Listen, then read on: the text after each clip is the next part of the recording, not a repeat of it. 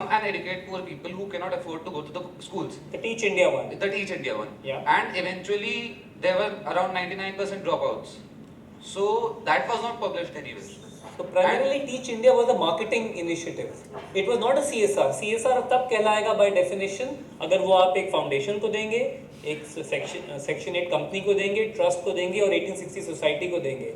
You can give, so there are a lot of checks and controls and balances in the entire process. That's why I said you must read the law and the rules. It says that I can give money only to a Terry, for example, because Terry is a society or a trust. And it can take money only for those activities which its constitution allows it to. ये किसी और चीज में नहीं कर सकते हैं. इनका बोर्ड इनको रोक देगा, इनके ऑडिटर इनको पकड़ लेंगे. As a program head, he can't take money from a donor just because he's doing a good work and you want brand building out of his project. So there are checks and controls. You will be able to give in only if energy and electricity is part of your CSR policy, जो कि आपका board बनाएगा. Board में कौन होंगे? Board directors होंगे. Who will be signing on the report? They will not sign unless they are very sure, because shareholders will ask them questions in the AGM. कि क्या बकवास कर रहे हैं आप? Can we have, all right. can we have the next question, please? Because there are too many. I know, but it's a very interesting question. So developing a CSR index.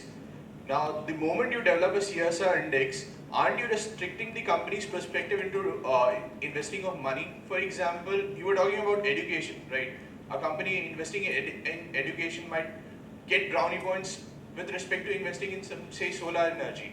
So aren't you restricting the company's perspective into investing that money into certain sectors so that they get the brownie points and the other companies might follow that company to get the same points actually?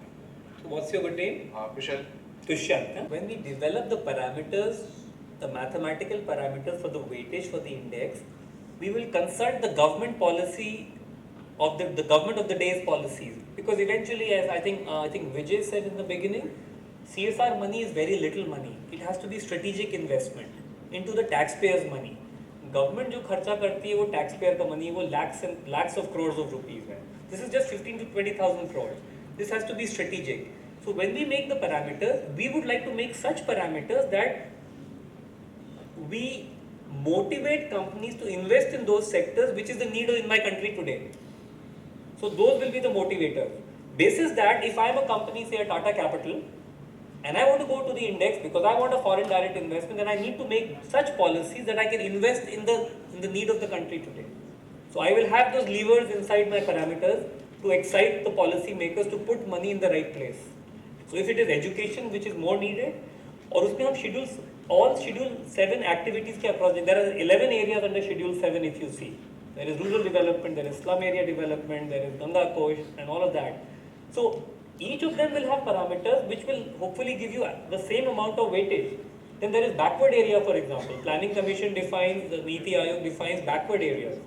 Can you invest in a backward area for education, learning outcomes, for the girl child, for the minority community, could get you the highest points. So those will all be part of the maths of the parameters. Okay, who is the next question?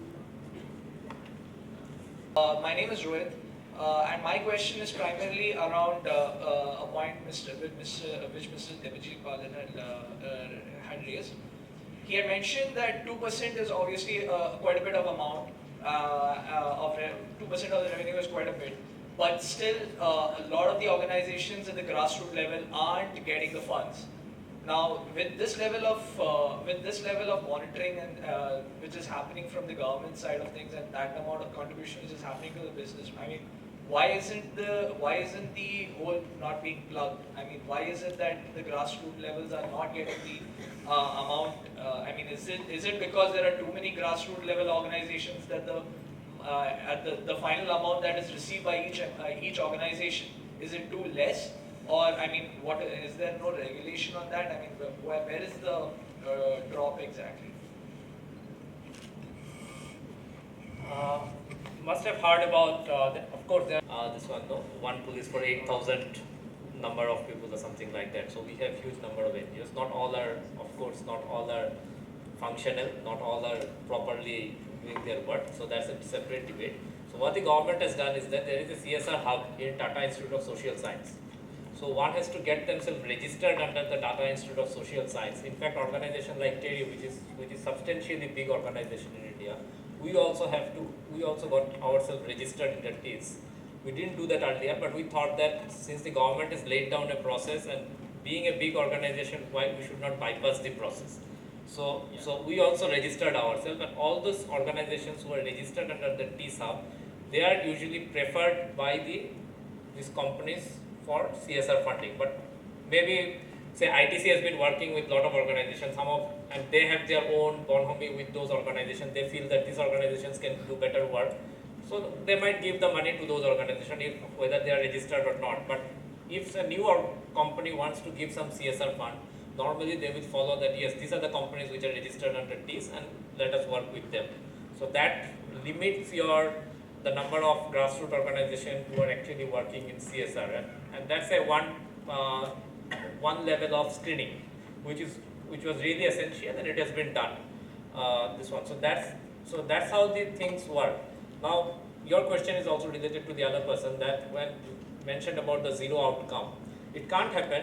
CSR mandates that you have to have a baseline survey and an impact assessment survey of the project.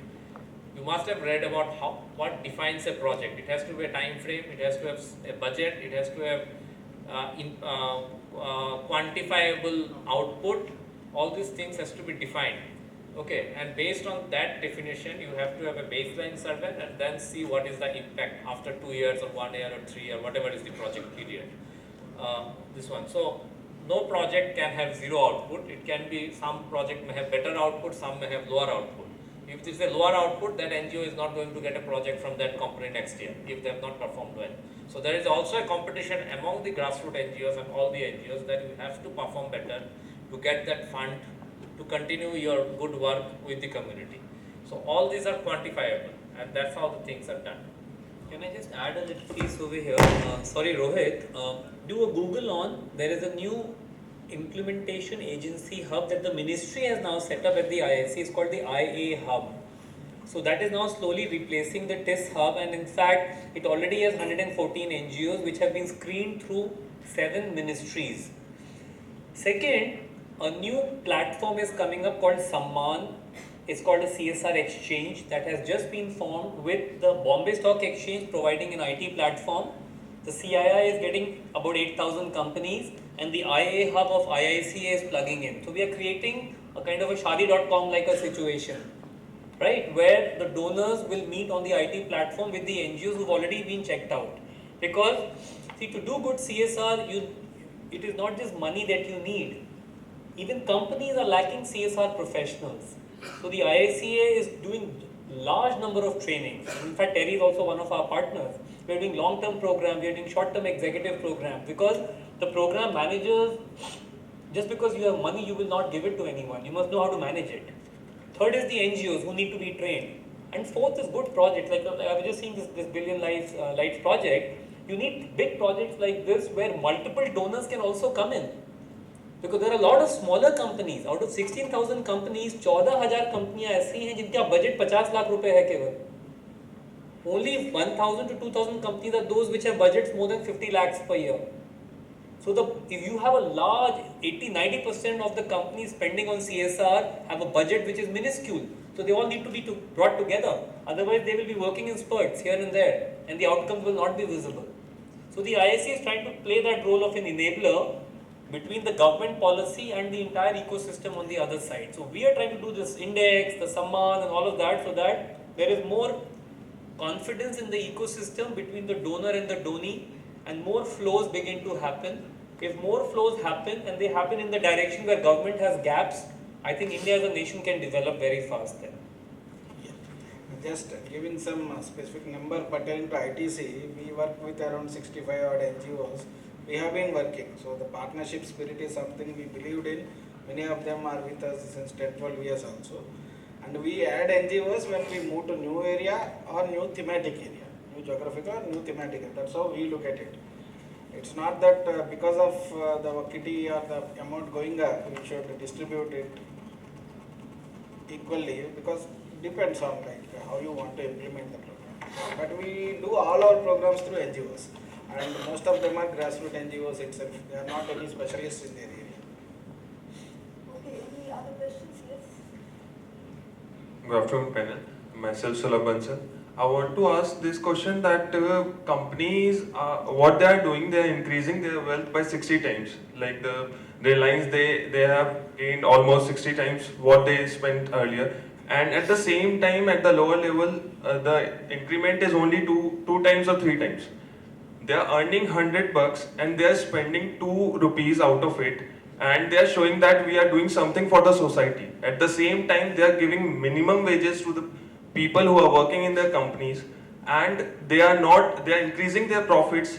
So can't we do anything related to that thing instead of forcing them to spend 2% of the CSR as a CSR? Whom would you like to answer that question? Anybody can answer it. Would you like to take that? I All think right. I would also like to hear from Devji, because some of the issues that you raised, I mean, from a broader perspective, he's also raising some such issues. So maybe we start with you. And Yeah. So the very precise answer to this question, what was your name I forgot? Sulabh, sorry.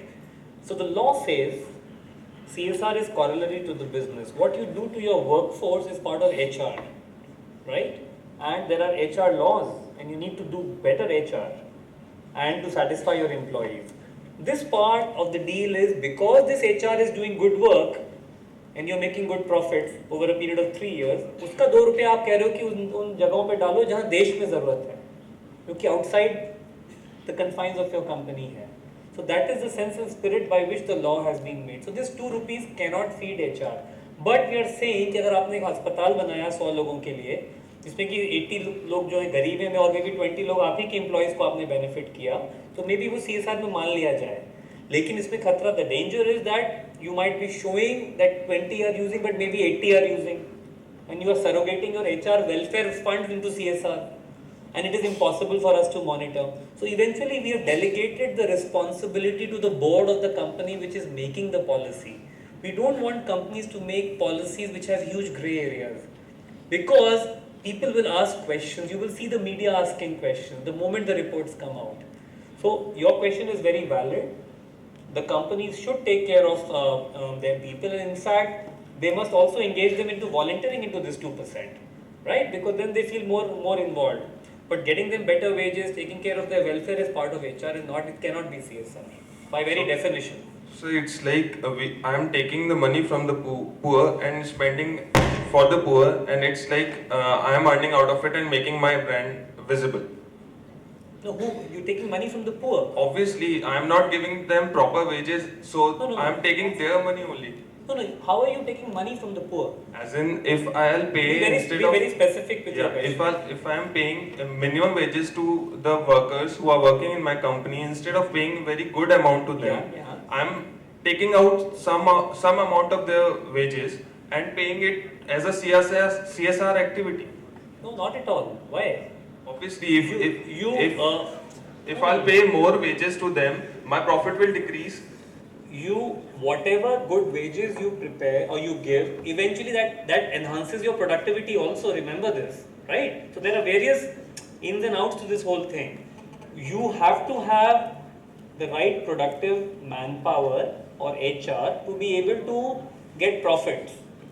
You are saying कि आप इनको पे करोगे तो profit कम होगा तो ये अपने आप ही कम हो जाएगा, है ना? Now that's a very different way of looking at it. The law, why the law came in, and there are different laws for different areas. For HR there is a separate welfare law and there is labor law, and they have to adhere to it. After taking care of them, if they don't take care, people leave the jobs. So billing that to CSR is something which is just not possible by the sheer definition that it is corollary. If